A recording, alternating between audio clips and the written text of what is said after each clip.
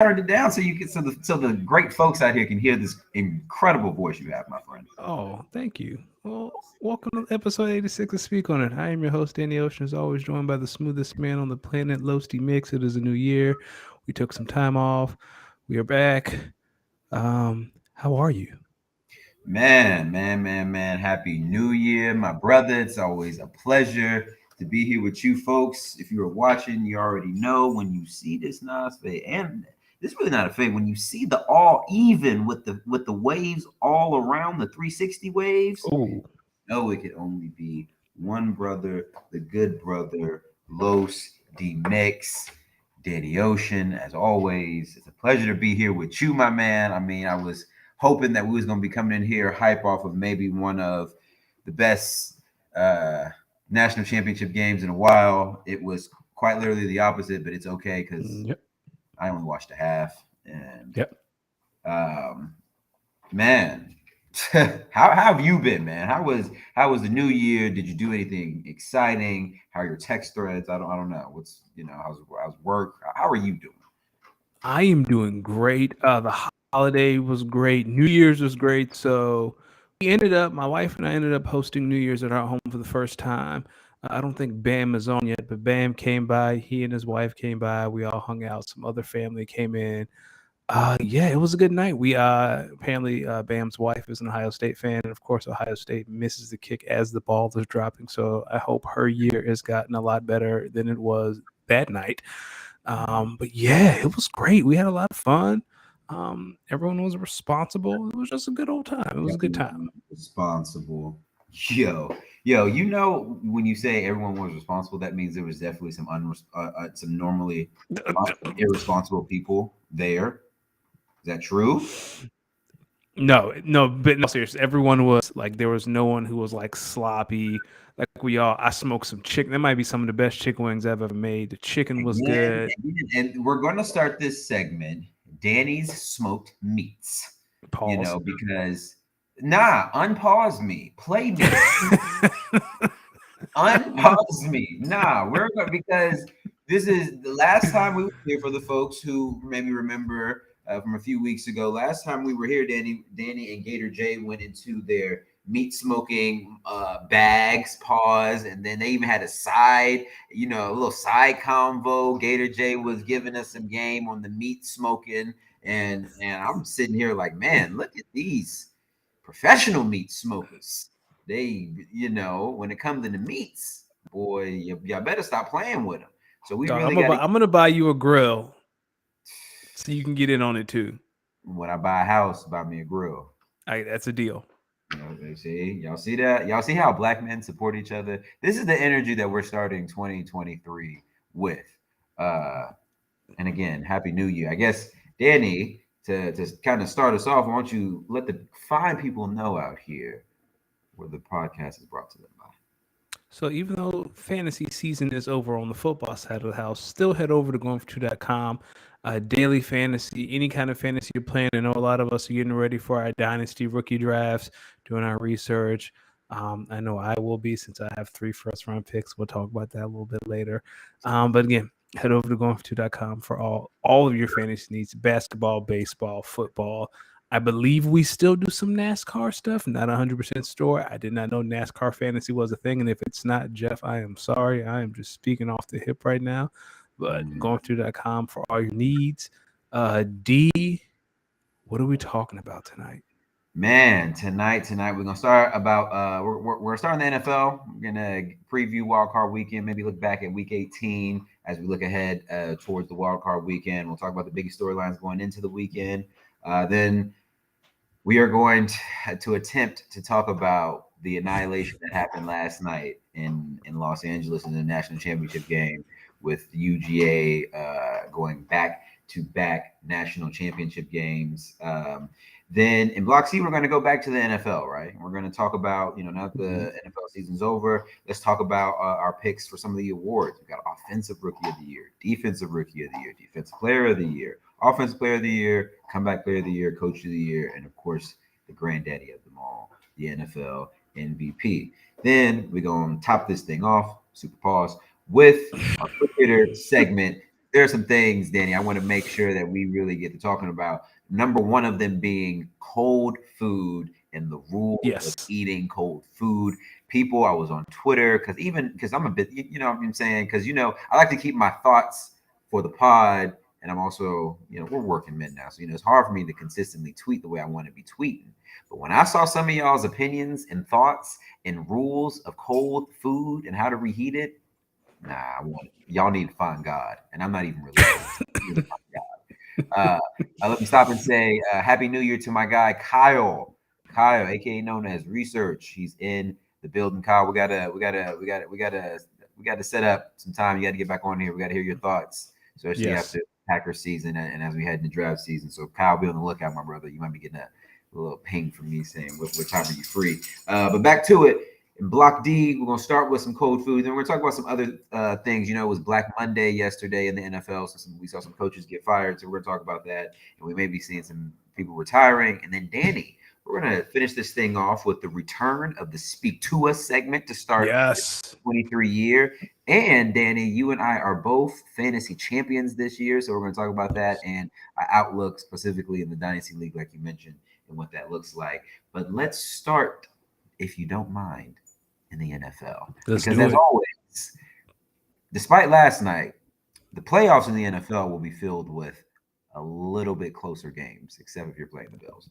But first and foremost, Danny and I would want to do nothing more but to extend our prayers, our continued prayers, and our continued good wishes to Damar Hamlin and his recovery. I think by now, if you're hearing this, you kind of know what happened, but we just want to, continue to send good love and energy his way, and hope for a very, very speedy recovery. And just, hey man, it's blessing on blessing. So glad that everything is trending in the right direction. But as we look back on the NFL, the regular season, Danny, has officially ended. Right, Yes. we're looking ahead to the postseason. But if we take a rewind back to Week 18, we started in Kansas City. The Chiefs snagged the number one seed, which once I heard about the new stipulations and it was essentially the Chiefs win and end with the one seed, I said, "Oh no, they got that. They got that." So Chiefs are the one seed again, which is funny because we'll talk about it. Chiefs are the one seed again. The Jags won the AFC South. Let's go. A winning record at 9-8. So shout out Doug Peterson, shout out Trevor Lawrence, the entire Jacksonville Jaguars organization. Then a couple days ago on Sunday, we saw the Bills and the 49ers clinch the 2 seeds in their conferences. The Bengals and the Vikings are the 3 seed in their conferences. At the 4 seed, of course, are the Jags and the Buccaneers, who won the southern divisions of both conferences.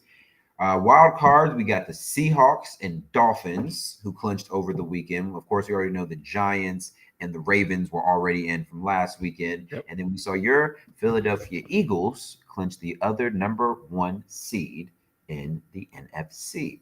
So here we are at wild card weekend, Danny. The Chiefs and the Eagles, the 2 number 1 seeds, are not going to be playing. So you're chilling this week. You're just watching good football. So we have the Bills versus the Dolphins, an AFC divisional clash. We got the Bengals versus Ravens, another AFC divisional clash. We got the Chargers and the Jaguars, which I think may be a little bit more interesting than people are giving it credit for. We have the 49ers versus the Seahawks. We have the Vikings versus the Giants. And then, of course, Monday night, we have Dallas versus Tampa. Yes, sir. So, Danny, start it off. What do you think is the biggest storyline going into Wild Card Weekend? This is, and I hate to do this because I generally do not like this team, but it is going to be Sean Payton's employment if the Dallas Cowboys go to Tampa and lose on Monday night. Because if they go and lose on Monday night to Tampa, Sean Payton will be the coach by Wednesday afternoon. So for me, the biggest storyline is how do the Cowboys perform after that clunker that they put on in Washington. I think they respond. I think they win in Tampa. But if they lose, if Tom Brady becomes 14-0 against the Dallas Cowboys, Cowboys fans, that might be a blessing in disguise because Sean Payton, that contract, Jerry called Sean Payton Sunday after the Commanders game and said, "Listen, dude, next Monday, be ready. This is what I'm going to pay you." Like, I would not be shocked if Sean Payton is the Cowboys coach Why do come y'all wish Wednesday if they Mike lose. McCarthy is? Why do y'all What? wish Mike McCarthy? I hear so many Cowboys fans and pundits like he's got a good track record. I mean, they listen. They're no. I'll let you go. I'll let you go. Go ahead. You can't lose. That team cannot lose to a losing team. Like Saying. Tampa is under 500. You cannot lose to Tampa.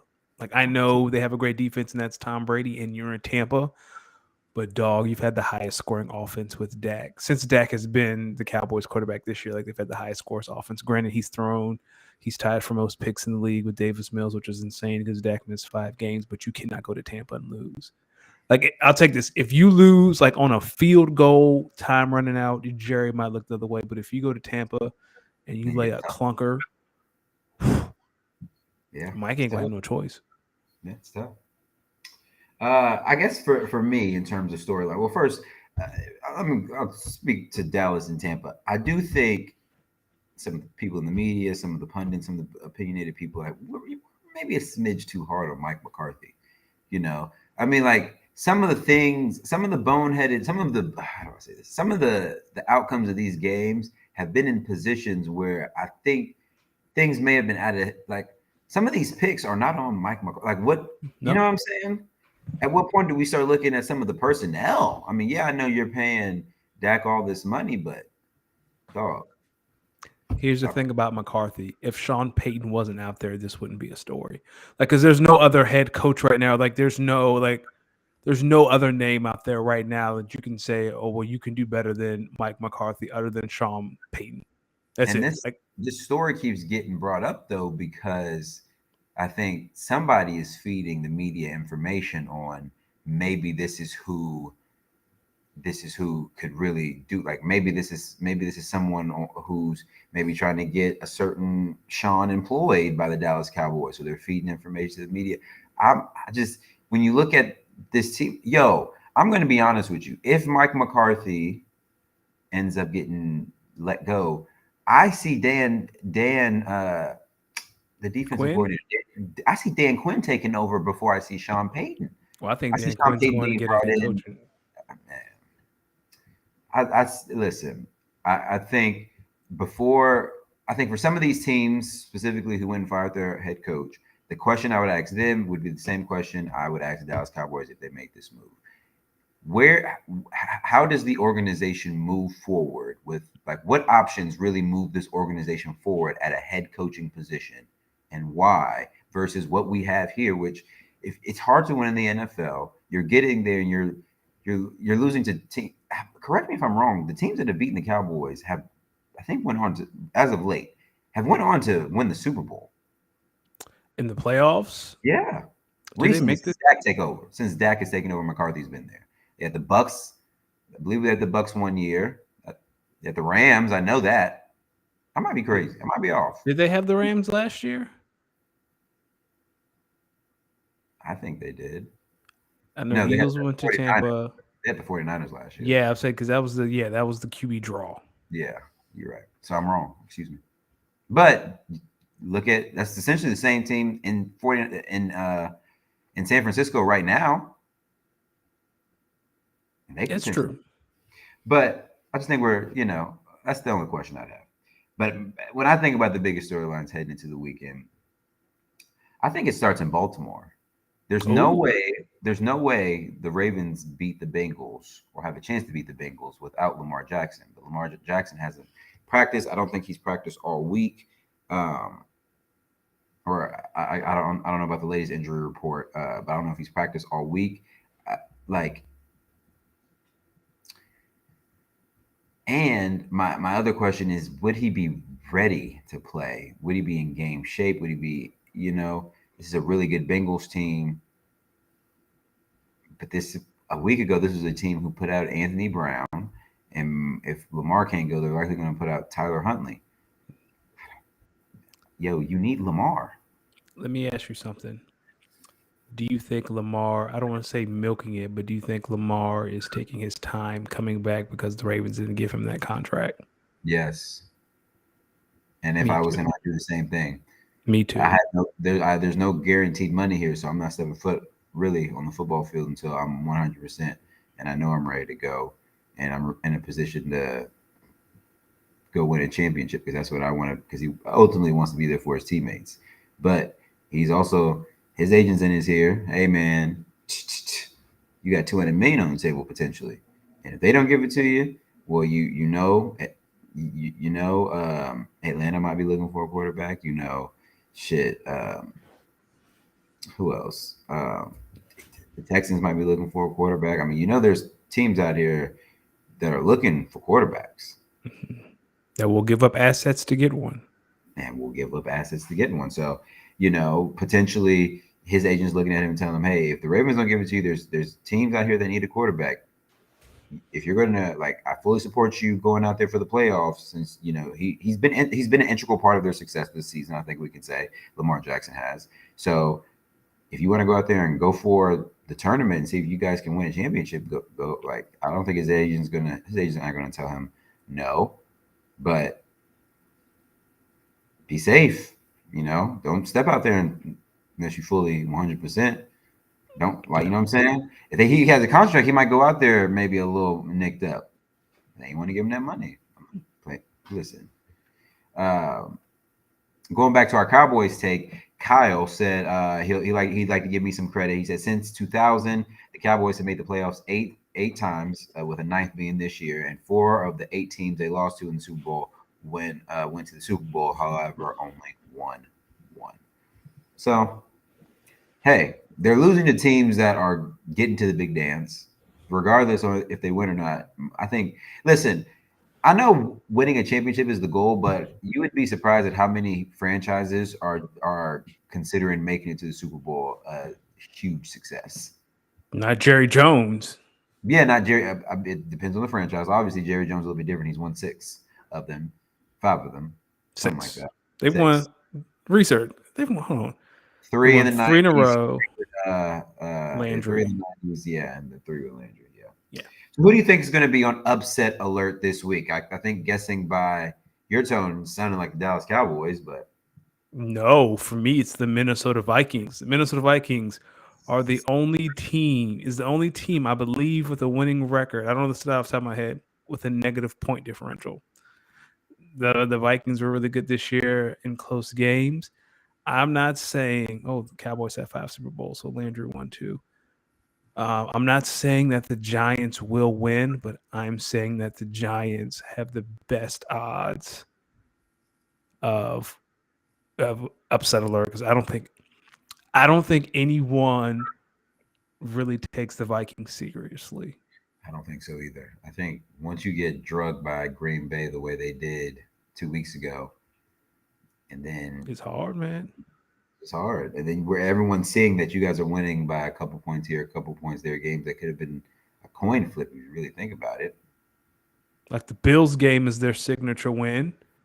And again, you had to take probably the best catch in NFL history from Justin Jefferson to pull that off. Yeah. Yeah. I think for me, upset alert for me, I think would be the Chargers. I think I know the Chargers are favored to win the game, and when you look at roster-wise, obviously you would say that the Chargers are a more talented team from top to bottom.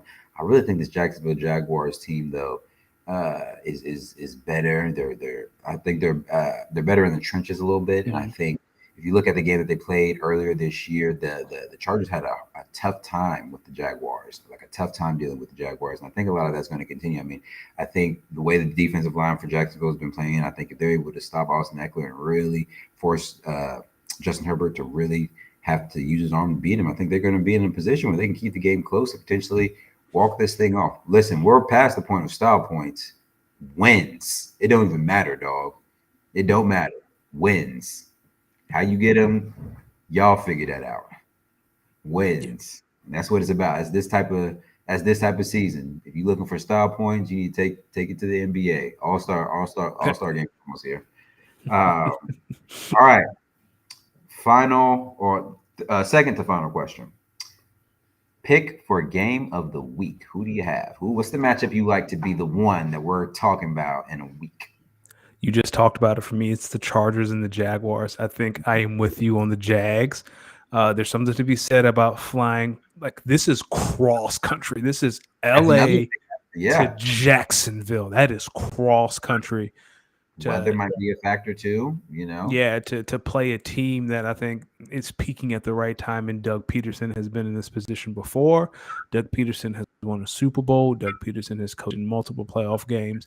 I just think that the Jaguars have a few more advantages compared to the Chargers, and for me, that's the game I'm most looking forward to. I like that. I think it's a good one. I think for me, I'm gonna go Dallas and Tampa, and Okay. here's why. I think this is going to be what I like to call a good old fashioned mid off. But I think this is going to be a mid off like we've never seen. Here's why. The Buccaneers offensively are up and down and they're shaky. The Cowboys offensively, when they're hot, but when they're down, it's very shaky and it's very, very scary.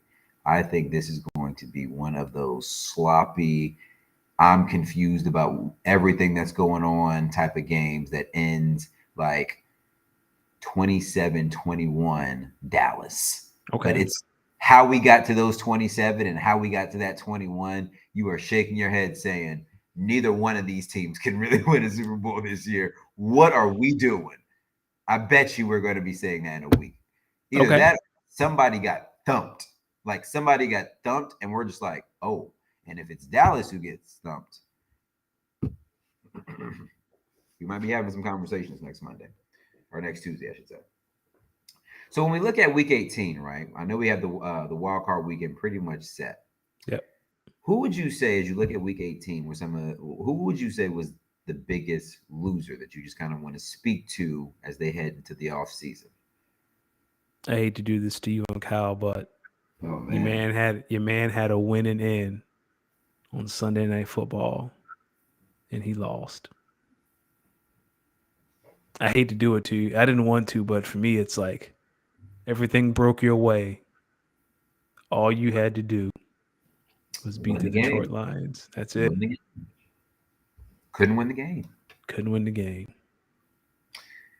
I really wasn't even upset. I watched the entire game, just like I watched the entire Lions game. I mean, I watch all our games. I think over the course of the 4 game winning streak, you could see you could see the improvements, but you could still see where these games that we were winning could have easily been lost. Welcome to the game that you lose. It was some of the same. It was a lot of something about Detroit's defensive scheme is really giving the Packers fits, and there's something that they just cannot figure out.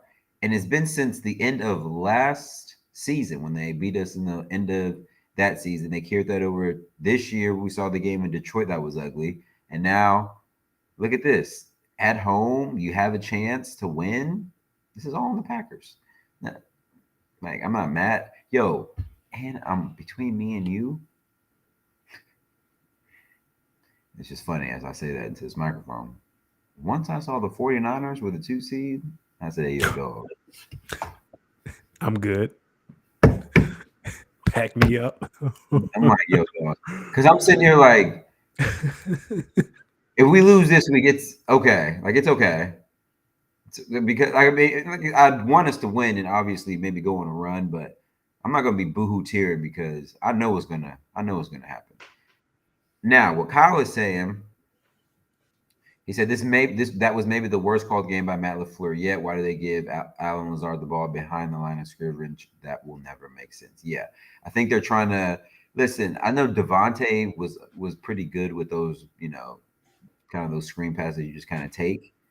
Listen, the offense, in my opinion, was running more smoothly when they were consistently running the ball than using that to bring linebackers close to the line of scrimmage and then try to go over the top where is that if it's Alan Lazard or Christian Watson, who was really wide open in a lot of these route concepts. We have 2 really good running backs who can come out of the backfield.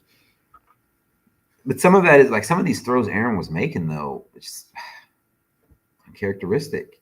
Just, I don't know, man. You gotta hey man, some of those balls were some of those routes were there. Balls just have to be a little bit more catchable. So he also Kyle also said he's agreeing with me. Plus maybe it's seeing Geno Smith make the playoffs. I love chaos, so it was easy to accept the loss. Now if the Lions got in the playoffs, yeah. Now if the Lions got in the playoffs, I would have been even more mad. I'd been like, yo, this is really a win and get in for both teams, and y'all. This is a playoff game, and y'all. This is how y'all came at home. Like you have a home playoff game, and that's how y'all act. Yeah. It's okay. I don't know what the offseason holds. I'll be here to find out at this point. If that was the end of a historic career, honestly, I'm at a point now. I've seen him win a Super Bowl. Sometimes it just be like that, big dog. If this is the end, you got a historic career, greatest of all time. That's a T-shirt. Sometimes be like that, big dog. Yeah, like salute. Hey man, it's not all Tom Brady. Somewhere Dan Marino was just wishing, yo, dog, I could have just won one. Yeah. Somewhere Trent Dilfer is saying, hey man, I'm happy I won my one. Tom is just Tom, and he won't stop playing. So I don't really know if that. You start thinking about that, how the supposed longevity of a football player, and this guy's been playing for like 20-some years now. It's kind of like, okay, you're just like maximizing the ultimate opportunity to win as many championships. So, hey man, we'll see, right? If he comes back, and we do it over again. I guess. If he doesn't come back, I mean, he's got 50 million reasons why. If he don't come back, hey, you've had a history. Like, you know what I'm saying? I'm at this point. I've just accepted the outcome, and I'm like, I'm okay with it. We'll see. I guess we'll see. We'll see. All right, my man. We got to sit here and attempt to try to break down what happened yesterday in the college football national championship. Do we? Yeah, we do. Because I was pushing an agenda for the later half of the season, and it came back to reality. Yesterday, we saw UGA just dominate and annihilate Texas Christian University for the national championship. Danny, I'm going to ask you two questions. Okay.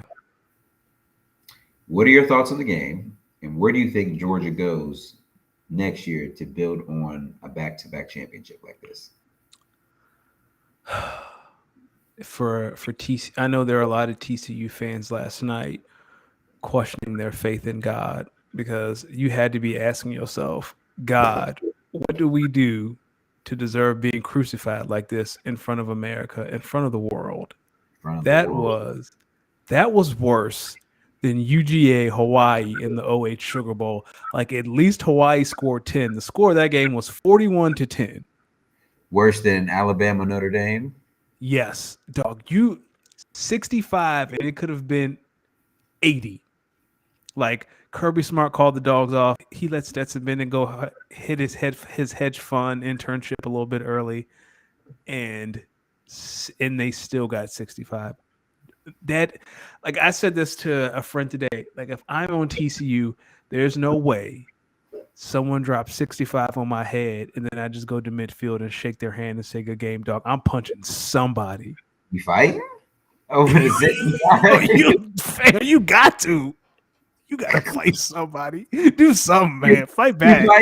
You fighting over this? Hey, they blowing the whistle. Hey, man, good game. Hey, do something, man. Fight back. Don't let them just drop 65 on you like that, man. Nah, listen. I think before we got on here, we said at one point it was 10-7.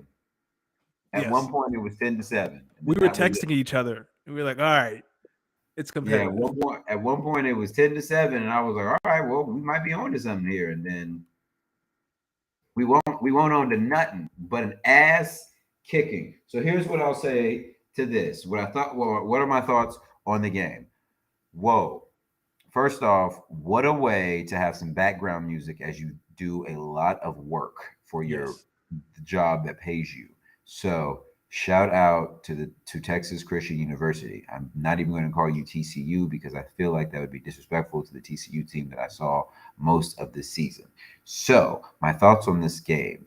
Listen, the skill position player differences are not the margin of the gap margin between skill position players from the SEC to the Big 10 to the Big 12 It's not as far as we think.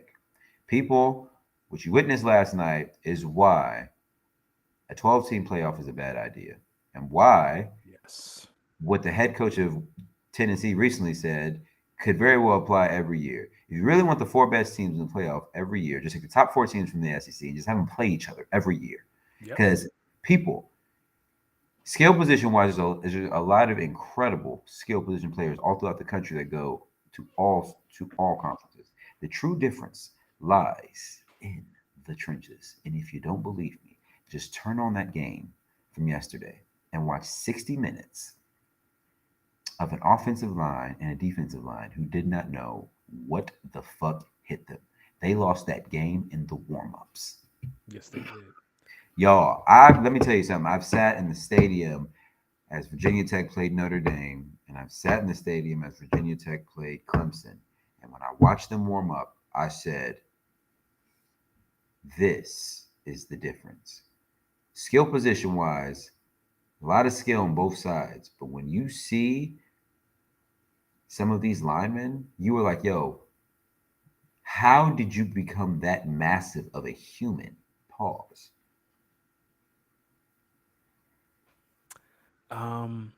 I saw a tweet.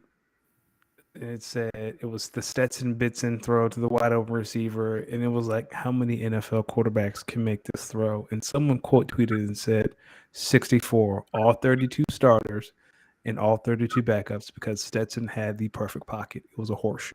And you're right. That is the difference. Now, granted, Georgia has Brock Bowers and in Washington as tight ends. Those might be different breeds, but skills position wise, yeah, it's pretty even. But man, like watching Georgia's offensive defensive line just maul people. It was like watching children. It's like dad going out in the backyard and say, "Hey, like I still got it, son. Watch Just this." throwing them around. And you're just like, yo, this was, and for all you people out there that said Michigan would have gave them a better game, let me No, tell they you wouldn't something. have. No team that is running an offense or any sort of offensive plays from the I formation is beating that Georgia defense at Nope. all. And listen, they may have scored three more points, but it would have been an ass kicking. If you want to know who I thought maybe could have competed outside of Ohio State, who are the real criminals in my opinion? Yes. Ohio State, you are the real criminals, but we'll get back to that. Bama was looking. Listen, this is what I'm gonna say. Bama dog walked Kansas State, and Nick Saban called the dogs off early in that game. Yes. Kansas State beat TCU. TCU beat Michigan. Michigan beat Ohio State. It's Ohio just a State. circle. Ohio State was one play away at midnight Midnight. from going to national championship game. So what am I trying to say? How are you connecting these dots, Los D-Mix? Here's what I'm saying. The only team that probably outside of Ohio State that would have gave that Georgia team a run for their money for 60 minutes was the team that spent their bowl season in New Orleans, dog walking Kansas State. You know why? They got the athletes to match. You ain't gonna be throwing them around. No, you won't. They don't. Look at the score. Listen, man. All I'm gonna say is this: next year, when Cliff Kingsbury is the offensive coordinator at Alabama, we are going to watch a generational run again because they are going to go on a tear. And then next year, when it's Alabama, Tennessee, and UGA as three of the four teams, because I'm gonna let y'all know right now, the committee not doing that again. No. The committee lost some money. Listen, No. someone in that committee room, I bet you someone on that committee probably a few times said three of the four best teams are in the SEC, and then throw Ohio State in there. I know, or Michigan in there. I know someone in there had said that. I know someone in there. So I know next year, if you was wait, does the 12 team start next year? I think it's the year after. So if you're upset about multiple SEC teams getting in prior years, you're going to be very upset when three of the four next year are SEC teams, and then it's just Ohio State. That's all I'm saying. I'll say this about the game last night. That game, Did you watch the half? I saw this on Twitter. Apparently, during the halftime show, one of the ESPN analysts, Nick Saban, was doing the halftime show. Oh yeah, Yeah, and David Pollack was like, Georgia is the king of college football or something like that. Dog, whatever the odds are right now for Bama to win the national championship, put your money down right now. Nick Saban not losing next year.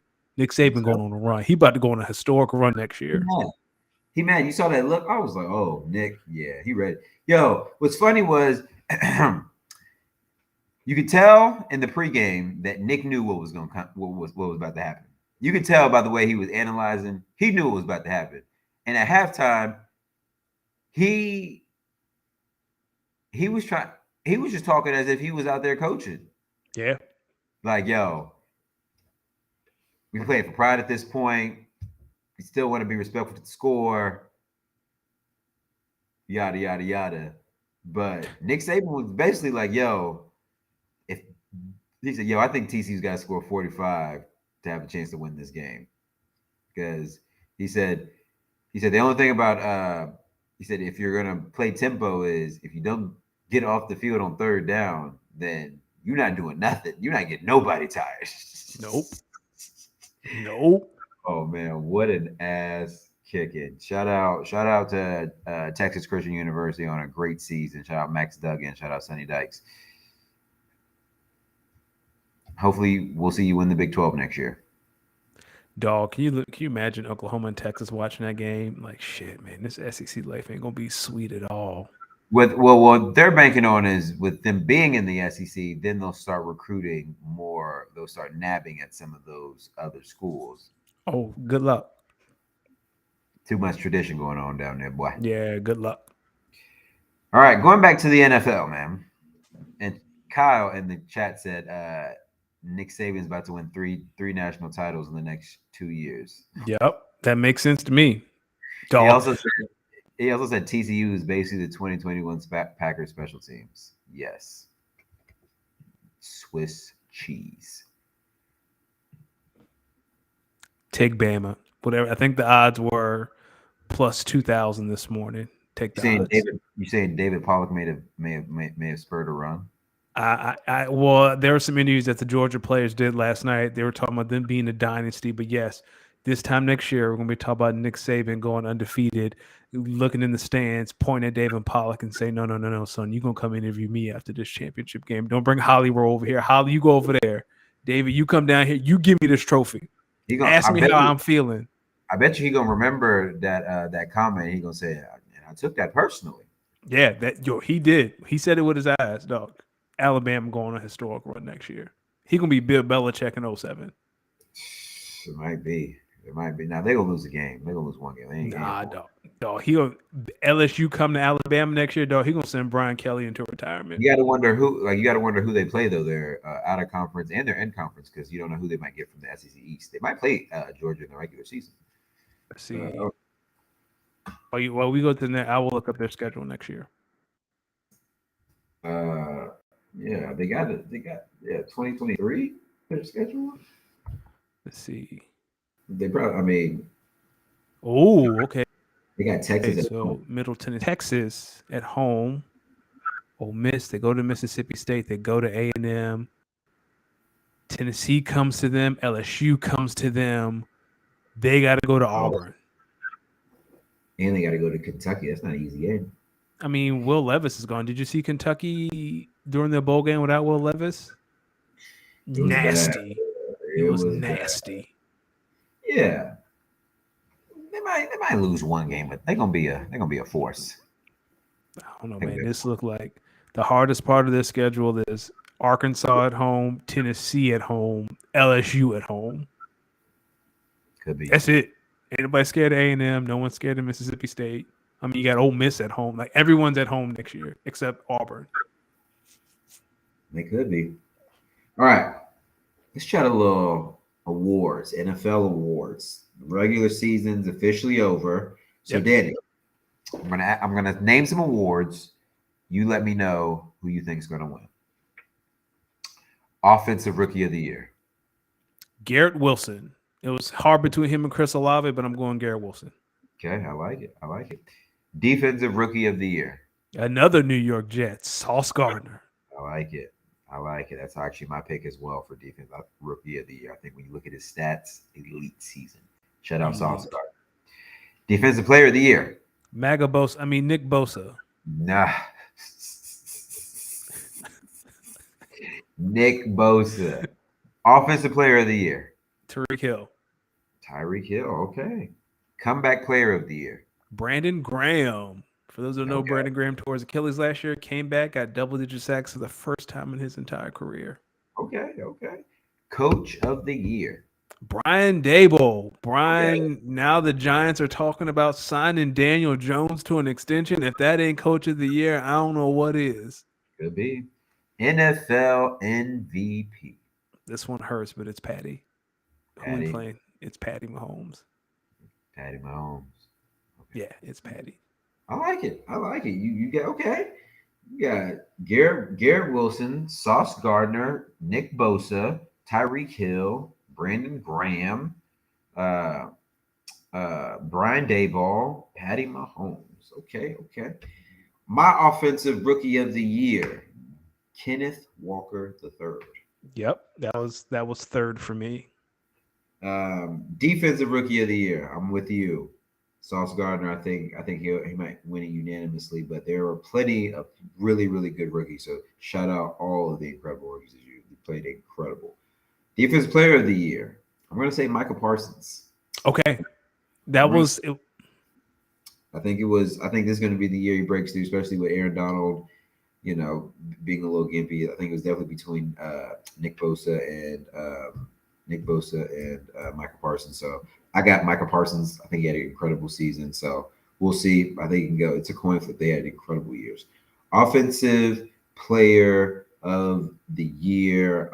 I'm actually going to go Austin Eckler. Oh, yeah, I think Tyreek Hill. Actually, no. I'm sorry. Excuse me. I'm wrong. I'm going to go Justin Jefferson. Sorry. okay.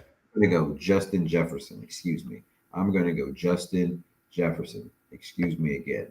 For offensive player of the year, I think he was a little north of 1,800. Yeah. Led the league. Did he get Moss's record? I'm not sure. I don't think he did, but I know he was right near 1,800. Maybe Kyle can help research it, but I think when you look at what he did on a week in and week out basis, I mean, he was a matchup nightmare.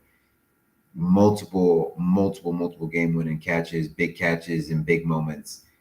Offensive player of the year to me. Comeback player of the year, I guess I like Geno Smith for this one. I think when you look at what he was able to do, really essentially kind of revitalizing his career here in Seattle once getting the start, now taking them to the playoffs in a year where they really weren't expected to do much, and they still have a first round pick or so from the Broncos.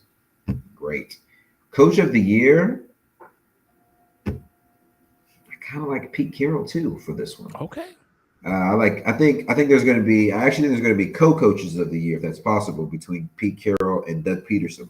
I think when you think of where both of these teams really inherited the franchises coming into the year, particularly for Doug Peterson, you're inheriting a really young quarterback. You have a roster with a lot of cap space, but it's a really young roster and you don't have a lot of experience. Go from that to literally beating the then two-time champion of your division for the crown. I think that's big. For Pete Carroll, you come in this year, a lot of question marks around your team.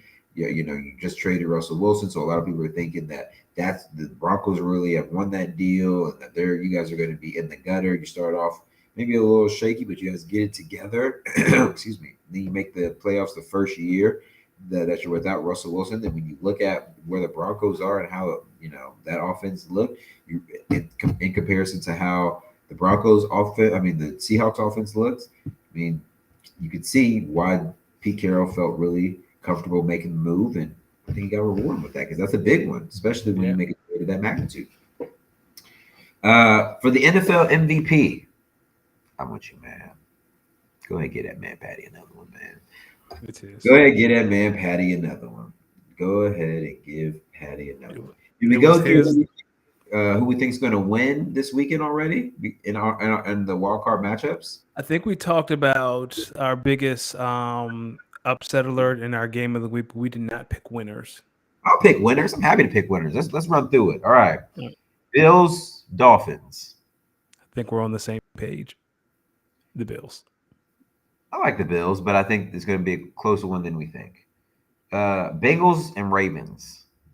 This Lamar Jackson story is just getting started. I'm going with the Bengals. I like the Bengals as well. I think even with Lamar back, I just think the Bengals are really good right now, and I think they're going to be on a really high note. Chargers versus Jaguars. I'm going with the Jags. Okay, I like the Chargers in this one. Okay. I think the Chargers, they've been winning close, ugly games all year. I think this is going to be a game where it's not going to make any sense, and they're going to struggle for most of this game, and they're going to pull out maybe a late drive. I can see this being 14-13 sort of game. Okay. 49ers versus Seahawks. I want to say the Seahawks because it's rare that you beat a team 3 times in a row, especially in the same year. But the 49ers are just too good, and it's in Santa Clara. It's going to be closer than people think, but I think the 49ers win. Fuck it. Seahawks. There you go. I like it. I wouldn't be shocked. Listen, not only is it hard to beat a team 3 times in a row, the 49ers have won 10 in a row, which means they're due for one. Oh, let me tell you, if they lose to the Seahawks, we're going to have a real conversation about Kyle Shanahan pissing on himself in the playoffs. But this could be and I could see this being an instance where Pete Carroll outcoaches him. We really going to have a conversation next week if the Seahawks pull that off. Vikings versus Giants. Upset alert, Giants. Well, I'm right there with you. I like the listen. The Giants almost beat the Vikings when they played like 2 or 3 weeks ago. Yep. I'm taking the Giants. Funniest game of the week. Dallas versus Tampa. I'm going Dallas. It's going to be ugly, but CeeDee Lamb and Micah Parsons, especially Micah, like Tom Brady is stiff. Like you can get to Tom, and I think Mike will get to Tom. I'm just going to go ahead and pause that. Oh, pause. Yeah. You can pause me. Kyle in the chat said Coach of the Year should be Mike Tomlin. I like that. Give Mike Tomlin a ton of credit. They started the year rough, ended the year on a fucking heater. Shout out Mike Tomlin. All right, Danny, are you ready to get into our quick hitters segment? Let's do it. Folks, we're going to start off with a topic that I want to speak to personally first. I was on the timeline. I'm just scrolling. Had a couple free minutes. Teams getting blown out. Shit. Let me see what the timeline's talking about. Open up the fucking Bird app. The Bird. Sometimes I don't like being on there. It's just filled with nothing but birds. But I'm here. I'm on this app. I'm scrolling. See a tweet that says, "Hey y'all." Goofy looking mug too. "Hey y'all. Y'all let me know what type of foods do you eat cold?" And when I say cold, I mean that you just don't reheat. I got a few, but I don't want to say it first. I want y'all to let me know some of the foods that you eat cold without reheat. Already I'm thinking, all right, maybe I'm thinking people gonna be like me and say, maybe like a bite of pizza before you throw it in the microwave or wherever to heat up, or maybe some chicken nuggets or fries. If you have a few cold before you put it in the air fryer to kind of reheat. I can open up this thread, man. First thing I see, pork chops. You're not eating cold pork chops? I eat cold pork. Yo, there's a disease you could probably get from that. So I'm looking at it. I said, nah, he trolling. I started looking, man. Folks are saying chicken wings. Folks are saying sesame chicken. Folks are saying Chinese food. Folks are saying eating whole pizzas cold. I'm sitting here like, I'm looking around my empty living room like, where is y'all need to find God, fam? Y'all need to find God. Y'all mean to tell me that you can't for a second Open up that goddamn toaster oven, air fryer, microwave. Put that food in there for like a minute, just so it get warm and cook thoroughly again, making sure all the cold germs is off of it, and then, Culture. and then eating it. What are we doing? I'm about to say something that's really gonna piss you off. Yo, if you come in here and say you be eating your smoked meats cold, No, I'm gonna say you my look. wife and I, we do eat fried chicken cold. I didn't do it until I met her, and then one day she took the fried chicken out the fridge and started eating it cold, and I was like, "Wait a second, you're not gonna heat that up?" But you And could she have was, still heated it up. and she was like, "Just try it." I get it. Tell me more. It's just something about it. I don't know what it is. Like, and for me, like cold fried chicken and barbecue sauce, something about it. I know you, and I eat cold pizza. That's about it. Like that's But you don't. Do you eat the whole thing, or do you just take maybe a bite or two and then put it in the whatever to heat up? depends. 'Cause Sometimes, like if I'm in I a do take a bite or two and then I heat it up, and then because I was a little hungry, heat it up, and then I'll eat the rest. like if I'm in a rush, like if I gotta go and I'm hungry and there's some pizza, yeah, I'll just eat the whole thing cold. But if I got some time, yeah, I'll put it let it heat up. Listen, if you out here and you're eating cold pork chops, before you go to that Yes, doctor that's probably going to tell you that something is maybe mentally wrong with you, I just need you to know that you need God. yes, If you're out here eating sesame chicken and whole Chinese entrees cold, yeah. like first off, how the hell did you order Chinese food then didn't eat that much of it that you have enough to warm up? Yo, I be cranking a lot of Chinese food that first night. I be cranking because it's one of those meals. I crank like the first plate, might let it settle. I'm gonna get that second plate Oh, though you coming back? Wow. Okay. Well, I know because the there's a Chinese Chinese food spot because the that I Chinese go food. to. I love Chinese food. I might get some this weekend. There's a Chinese spot I go to that gives you enough food for 2 meals. Like they just be Yeah, they do. Chinese wings got better wings than black wing spots. no, that's a lie. I just have to ask, see where you was at on the fence about that. Speaking of black, the Texans have fired another No, black fam. head coach, Lovey Smith. This is this is the second one and done head coach that they fired, and the last two just so happen to have been brothers. Maybe the last three. No, the last three because Romeo Canal was an interim head coach for the back half of the season after they let go Bill O'Brien. So the last three head coaches or coaches of the Texans have been brothers. They've been let go. The last two have been one and done. Danny, question I'm gonna ask you. Explain to me how one could say that this Texans job is attractive if you're a head coaching candidate. They can look in the mirror and say, "Well, the police wouldn't pull me over because I drive a Corvette. That job was for me."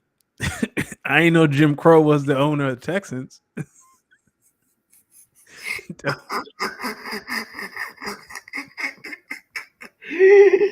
They got it. They gotta say what? They gotta say what? They look in the mirror and say, "The police will never pull me over for driving a Corvette. This job is." You think they putting the mister when they say officer? No, they cussed the officer out. Oh man, they're giving him some words. Yeah, Hey, buddy. yeah.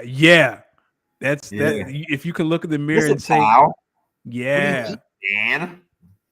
Oh, go bro. catch a real criminal." Yeah, if you talk to the police like Oh, that, yo, go catch j- a real. That's definitely one of the. Yo, that's definitely one of the. But there's real criminals out here in the street. This is what you're spending your time on? Are you serious, man? Elf's going 55 in the school zone. Who cares, bro? They're in the school.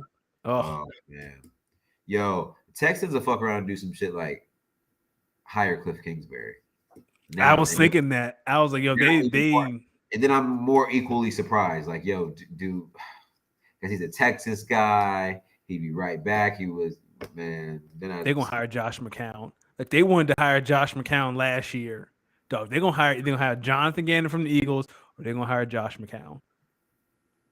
The Eagles' offensive coordinator makes sense. That's Shane Steichen. I don't think they'll hire him. I think he's going to go somewhere like Carolina. But I have a feeling they wanted to hire Josh McCown last year, and people were like, coach. "Excuse me, to coach."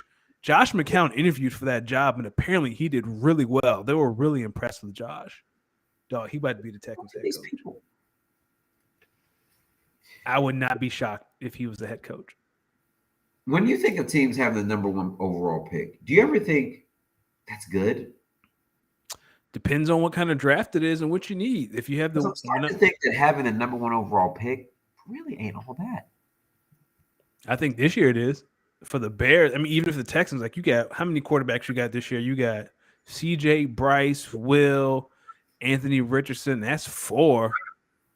Like you, the But with Bears. these prospects, you don't know if they're really going to pick. Of the 4, one will probably be good.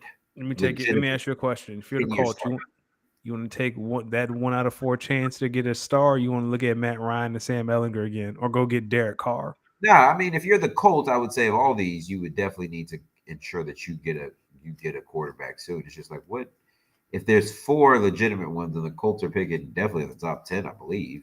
I think they're 5. Yeah, they're picking 5. The Bears don't need a quarterback. So yeah, I keep seeing people like trade Justin Fields. No, that's stupid.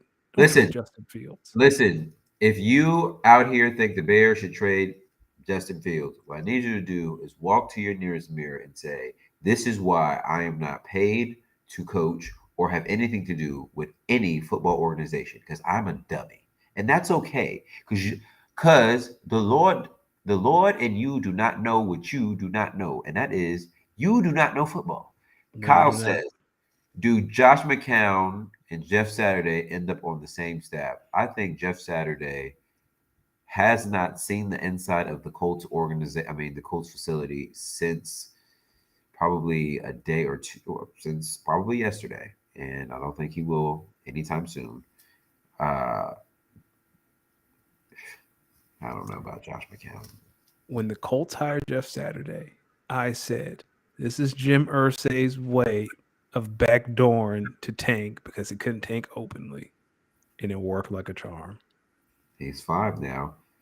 He said Frank Reich was just trying to win too many games. Yeah, he said I can get my hands on Bryce Young potentially. Hey Jeff, what you doing? Come over here for 12 weeks. Maybe. Kyle says trade Justin Fields to the Packers. That's whoa. Got Jordan Love. We got Jordan Love. I'm ready to see him play if it's his time. Speaking of coaches that also got fired, I know we mentioned earlier, Cliff Kingsbury. By the Arizona Cardinals, which if you've been watching Hard Knocks, I think after every single game, you can kind of tell he knew it was coming to. So, how do you view the attractability of the Arizona Cardinals job? Backtrack real quick. Indy has the 4th overall pick, even better. I don't think that Arizona job is as attractive as you would think it is. I know everyone talks about Kyler Murray, but he seems to be really difficult to work with. And if he doesn't like you, he's going to disrespect you openly in front of everyone. And I know he disrespected, what did he say to Cliff on the sideline that one game? He told him, chill the fuck out. Like, dog, you don't talk. I don't think that job is as attractive as people think it is. I think the Texans job, even with all the turmoil, would be more attractive than the Cardinals job because I think the Kyler Murray thing, and I think Kyler's going to have some say in who his next head coach is going to be. I don't think that job is as attractive as one would think it is, and you're in the NFC West, so you got to see Kyle Shanahan and Pete Carroll twice.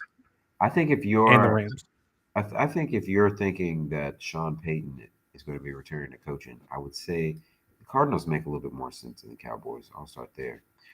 I will say, until I got the news that the Cardinals were trying to deal DeAndre Hopkins, I really considered that Arizona Cardinals job to be somewhat attractive. I think you got definitely some pieces on offense, definitely some pieces on defense. But now I know they're trying to deal DeAndre Hopkins. It's clear that a rebuild's going on. Yep. So let me ask you a question. I'll ask this question to the chat too. So the Cardinals have the 3rd pick overall. would you entertain trading Kyler Murray? Um, I would. If I could find a sucker. no, because it's not a good look organizationally, from an organizational standpoint, Mhm. to trade a player who recently suffered a season-ending injury to another team, knowing that that other team still wouldn't even be able to utilize him anytime soon. So the deal that you get would never equal up in value. But here's the thing, though. Your out could be that Kyler is unprofessional and he is a headache, and that you had to put a homework clause in his contract. You Listen, wouldn't if a team. I'm listen. trying to think of a team. Go ahead. You gave him 200 mil. Yeah, you. Hey, Do all that. Indianapolis. You gave him 200 mil. Who's really the dummy here? That's true. So Do you think a team like Vegas would be interested? Granted, he'd be hurt, but you got Devontae, you got Waller, you might re-sign Josh Jacobs. no. No? Okay. Listen, I think the Cardinals are going to keep Kyler Murray. I think he's definitely in the plans. He's one of the leaders of the organization. I just think, comparing him back with Hollywood is one thing. Him and D Hop were another thing. But if you're moving D Hop, it's like, what are you trying to get? And if you're the Green Bay Packers, do you look into bringing in DeAndre Hopkins Oh, hell yeah. on a 1 year deal for a potential last year of Aaron Rodgers? So Nuke has 2 years left on this deal. I You think better be. 18. I think 18 mil a year or something like that. I think it's You two better years, be. 36 He mil. could be there. He could be the clear number one receiver for the first year of Jordan Love's, the Jordan Love era. Kyle said, but in all seriousness, do the Bears trade the number one pick to the Colts? Yes. Yes, I think Yes. it's definitely possible. And I think if you're the Colts, you definitely try to trade for the number one overall pick. My question is, do you think Will Levis is it? No. If you trade number one, you're going Bryce Young or CJ Stroud.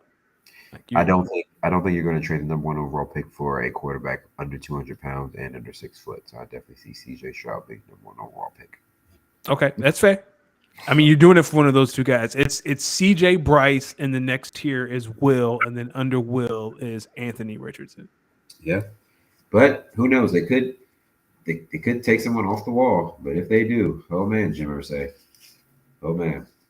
Speaking of the Packers, are we looking at Aaron Rodgers potentially retiring? Do you think he's going to retire after this year? I do not know.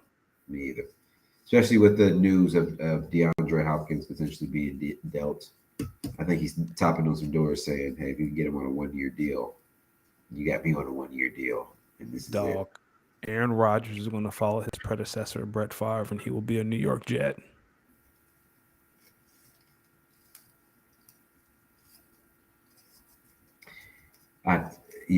It's okay to just call it a career.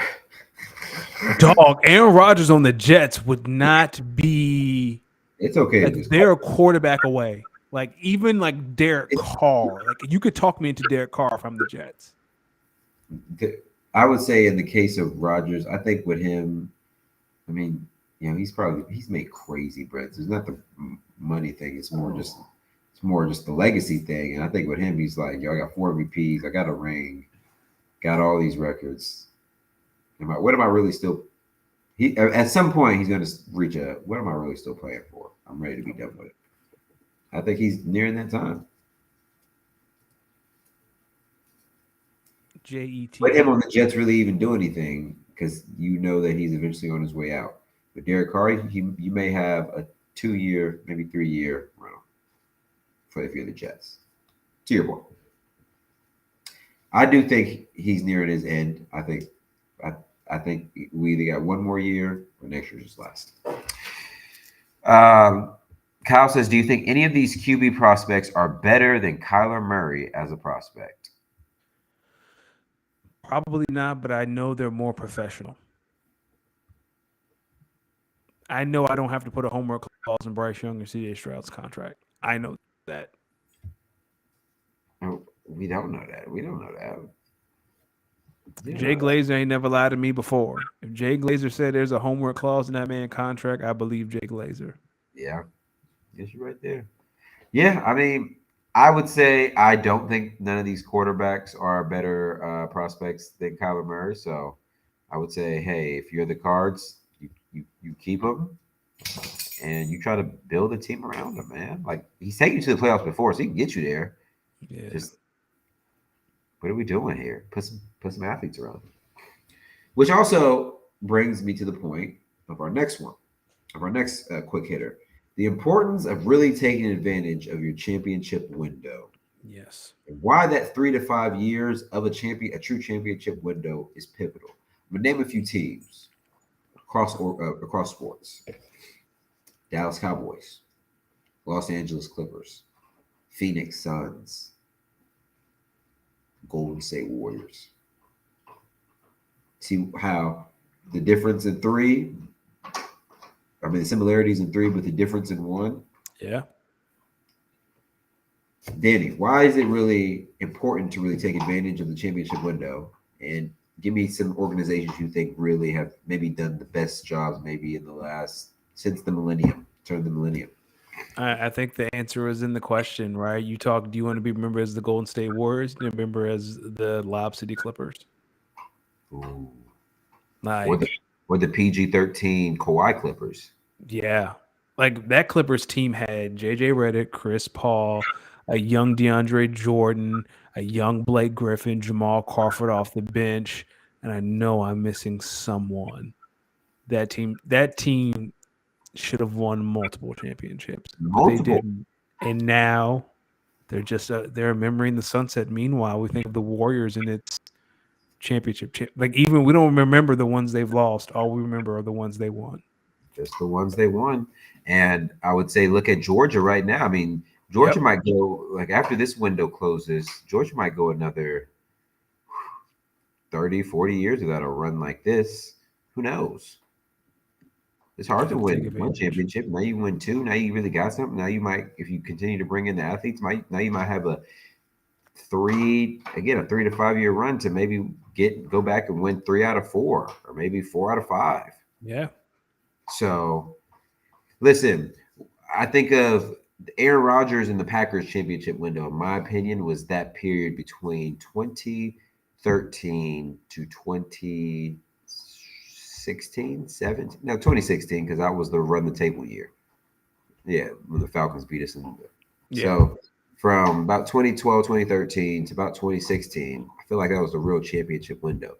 And every year it was coming up short. Then you start to realize as players get traded, defenses get worse, special teams get worse, guys are missing time with injuries and whatnot.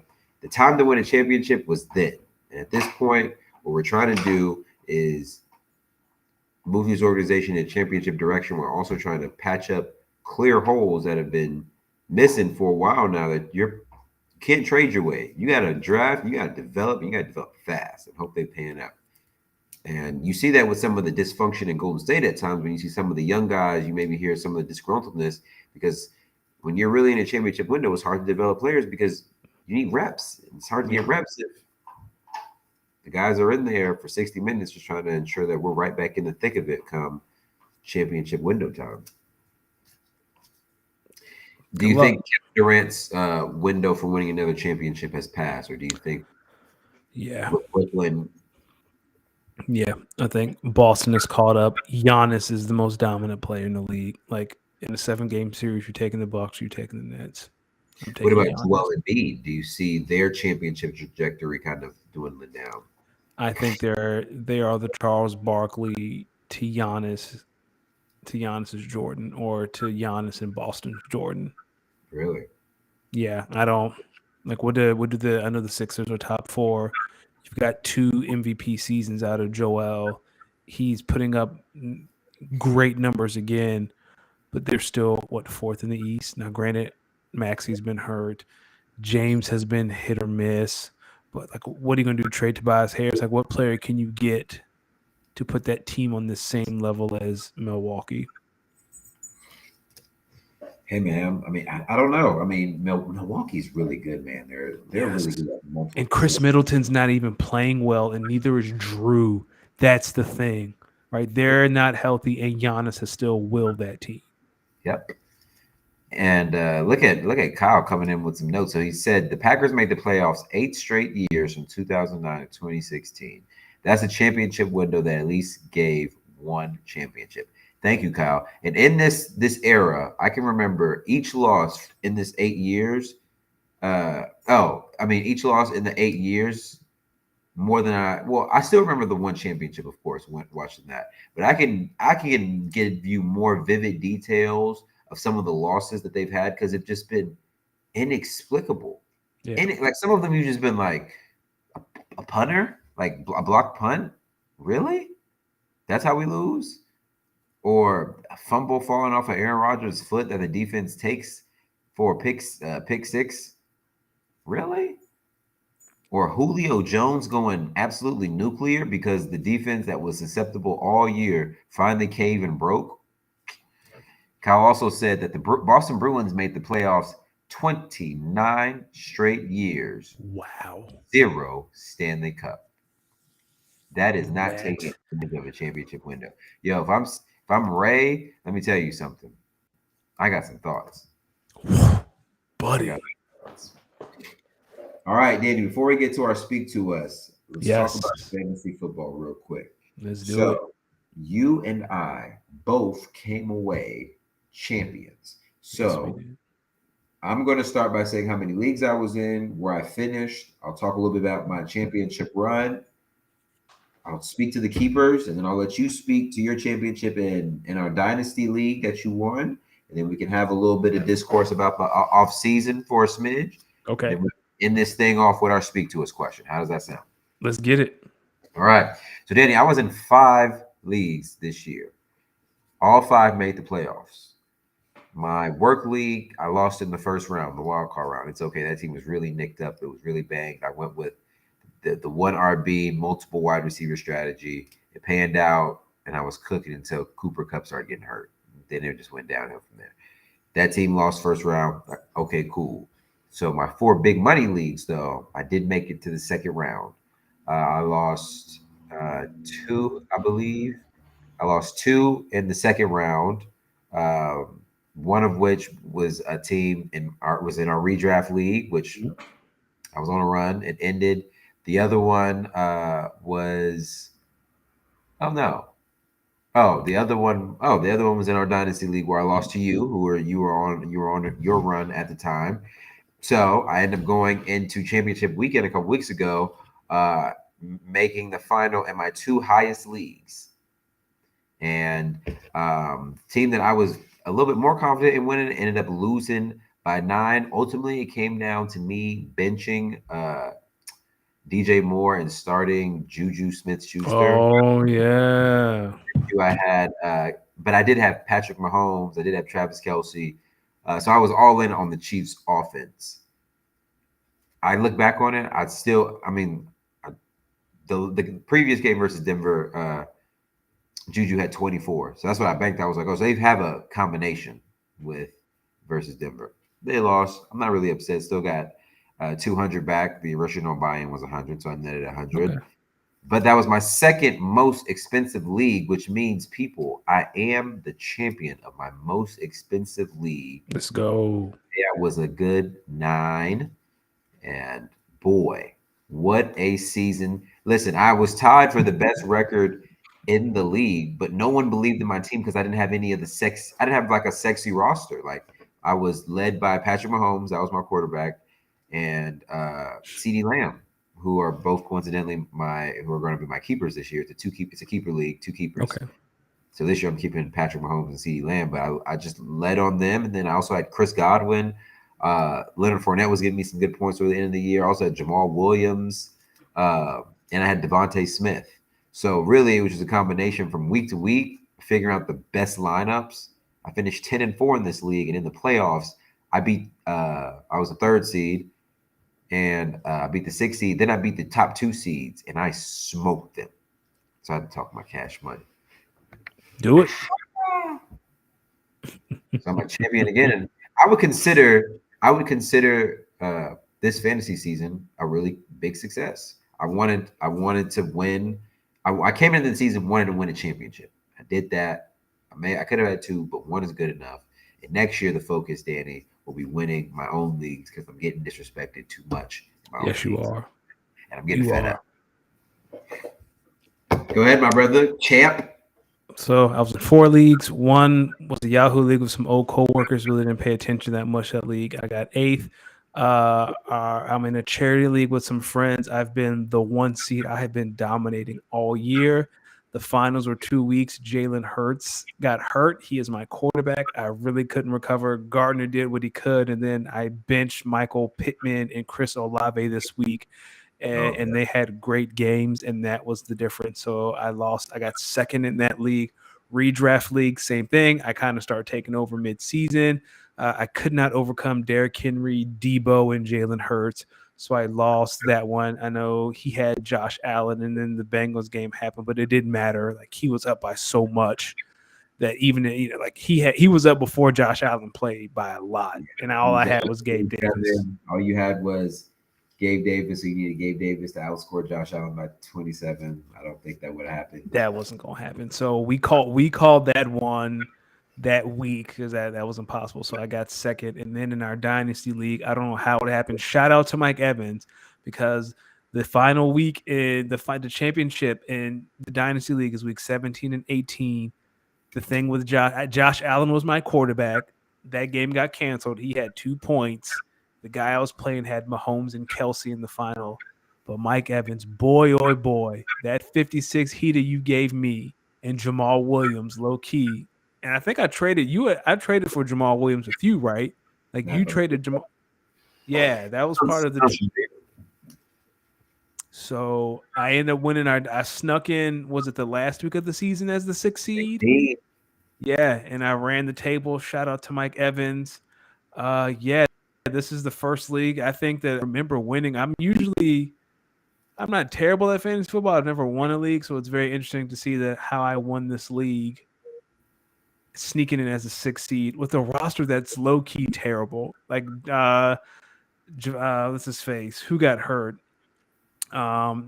Williams in Denver got hurt. He's been on IR. Yeah, Devontae. Thank you. I forgot his name. Like, my roster, if you look at this roster, it's low key putrid. But for some reason, like, each week, someone else, like Dalton Schultz, stepped up to call 2 touchdowns. Devontae Smith got 115 yards against the Cowboys. Cam Akers had that game. TJ Hawkinson had a good game. So it's just week after week. Someone on the roster each week went above and beyond, and here we are, the champion of our dynasty league. Hey, you and your roster got hot at the right time. That's all you need, man. In a championship run. I feel you. That's how. Listen, you just got to put the best roster out there and just hope for the best. And then on top of that, I have 3 first-round picks. Yeah, you have my first-round pick for the Mark Andrews trade. You got the Christian Kirk first-round trade, which I think is now just hilarious, Bam, because that was a win now move. He was in contention when he made that trade, and he thought Christian Kirk was going to set him over the top. Yeah. I mean, it was a gamble. It didn't pay off, but now he has the 4th pick, right? Yeah, he has the 4th pick. Okay. Yeah, my dog is real needy. Yeah. I think he has the 4th pick, and then pretty soon we'll gather as a league. We'll discuss the draft setup. I mean, the draft pick randomization. So we'll know. Pick 6 through 10. So you'll know where you're picking for my first-round pick, and I'll know where I'm picking for your second-round pick. So could be crazy. I could have 4, 6, and 7. I hope you have 5, 6, and 7, or 4, 5, 6, and yours is specifically 4, because that second-round one's going to set me up very nice. And as I look ahead, I'm gonna have two second-round picks. So I think I'm gonna hopefully have some. I think as I look at my roster, I mean, I got to think Jonathan Taylor was out. Zach Ertz was out. So I'm already looking at some potential roster fills. I think quarterback will be a interesting position for me and my team because I have Lamar Jackson, Tom Brady's my backup, um, and Jared Goff. I also believe I have on my roster. So maybe Jared. Do I roll with Jared Goff potentially as a starter next year? Well, no, we'll figure it out next year. Danny, last thing before we get out of here, as our Speak to Us segment, people, we have a Speak to Us question to start the year off, and it's a good one, Danny. It says, as you guys start your 2023 and your second full year of the Speak On It podcast, what are your hopes for the pod this year? Danny, why don't you go first, my brother? So you and I in the what was it last month? We went through the numbers of like our average downloads, our average views. In regards to that, I would like to at least add 20 more downloads each week. But in regards from a show standpoint, I would really like to have more guests on the show, and you and I have talked about that. So that for me, it's a tick up in downloads and having more guests, and I think having more guests would lead to more downloads. I think so. Yeah, expanding the audience some. Yeah. I think for me, I think my hopes for the pod this year is just continue to grow. Uh, One is to continue to grow our presence online with our socials. I think Mhm. getting over maybe 100 followers on all channels where we can.